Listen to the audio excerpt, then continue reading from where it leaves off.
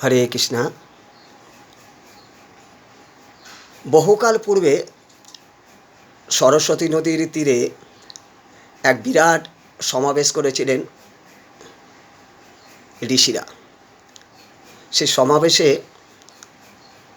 তারা ঠিক করেছিলেন যে বিশ্ব চরাচরের ব্রহ্মা, বিষ্ণু এবং মহেশ্বর, তাদের মধ্যে শ্রেষ্ঠ কে।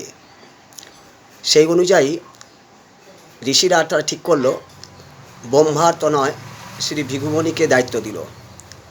তিনি তাদের কাছে যাবেন, গিয়ে তাদের কতটা সত্যগুণ আছে সেটা জানার জন্য। ভৃগুমুনি প্রথমেই, ঋষিদের দ্বারা নির্বাচিত হয়ে ভৃগুমুনি প্রথমেই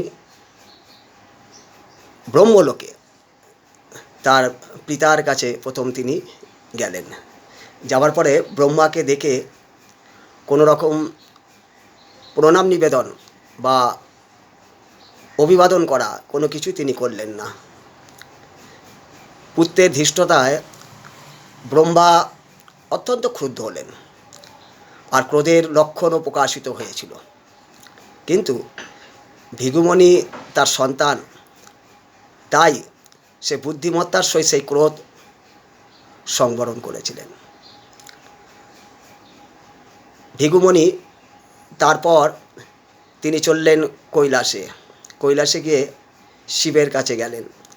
শিবের কাছে যাওয়ার সাথে সাথেই শিব তাকে দেখে, শিব যেহেতু ভ্রাতা, শিব দেখেই তাকে আলিঙ্গন করার জন্য তার কাছে এসেছিলেন। কিন্তু ভৃগুমুনি বললেন, প্রিয় ভ্রাতা, তুমি খুবই অশুচি, সময় সবসময় ভস্য মেঘে থাকো, তুমি খুব অপরিচ্ছন্ন। ভৃগুমুনির এই অপমানজনক কথা শুনে শিব চোখে রুষ্ট হয়ে গেছিলেন। রুষ্ট হয়ে ক্রোধে ত্রিশূল নিয়ে ভৃগুমুনিকে প্রহার করার জন্য উদ্গ্রীব হয়ে উঠেছিলেন। কিন্তু সেখানে পার্বতী থাকায় পার্বতী তার পতিদেবকে শান্ত করেছিলেন।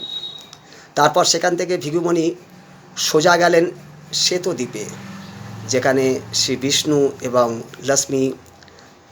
শ্রী লক্ষ্মী ভৃগুমুনির পাদ সেবন করছিলেন।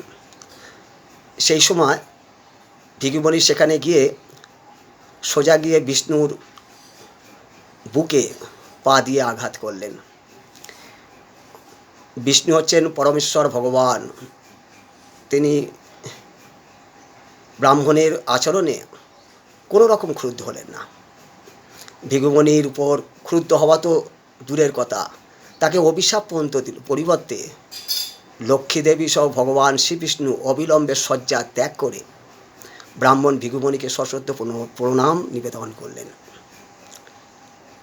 ভগবান ভৃগুমুনিকে বললেন, হে প্রভু, আপনার পাদস্পর্শে আমার এখন প্রবৃত্ত হয়েছে, বক্ষ প্রবৃত্ত হয়েছে। কথিত আছে এই সময় থেকে লক্ষ্মীদেবী ব্রাহ্মণদের প্রতি একটু রুষ্ট হয়েছিল।